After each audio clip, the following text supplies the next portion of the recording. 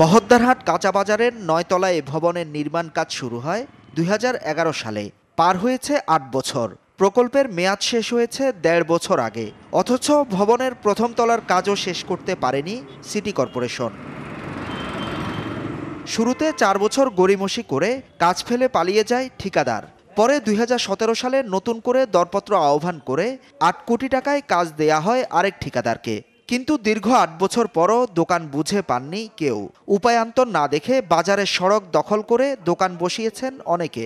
অনেক কষ্ট হয়, এখানে বৃষ্টি পড়ে, ময়লা জমে যায়, কাঁচরা জমে। একটা বাড়ি করতে লাগে ৬ মাস, আজকে ৮ বছর এই মার্কেটের কোনো কুল কিনারা নাই। একদিন দেখি একটা পিলার হয়, একদিন দেখি ২টা ইট ওঠে, এইভাবে চলছে। মূল ভবনের কাজই শেষ হয়নি, অথচ বাজারের ভেতরে চলাচলের সড়ক দখল করে তড়িঘড়ি চলছে বর্ধিত অংশের নির্মাণ কাজ।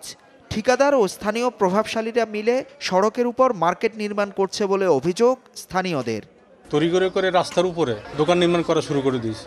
এই দোকান যদি নির্মিত হয় তাহলে মানুষজন চলাচল করতে পারবে না। কিছু অসাধু লোক জুটে আমাদের রাস্তাটা নকশা বহির্ভুক্ত একটা রাস্তাটা আবার এখান থেকে ঢুকাইয়ে মার্কেট করে ফেলতেছে।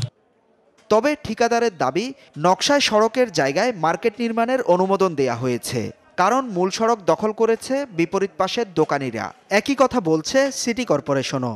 ২-৩ ফিট জায়গা ওরা নিজেরাই ওখানে বিল্ডিং এর ভিতরে কর্পোরেশন জায়গা ঢুকে গেছে। আমরা কনস্ট্রাকশন কাজ করার পরও কিন্তু রাস্তা ১০ ফিট রয়ে গেছে। আমাদের এস্টেট ডিপার্টমেন্ট এই ব্যাপারে কাজ করছে, হয়তো ওই অবৈধ দখল অংশটুকু আমরা উচ্ছেদ করার ব্যবস্থা করব।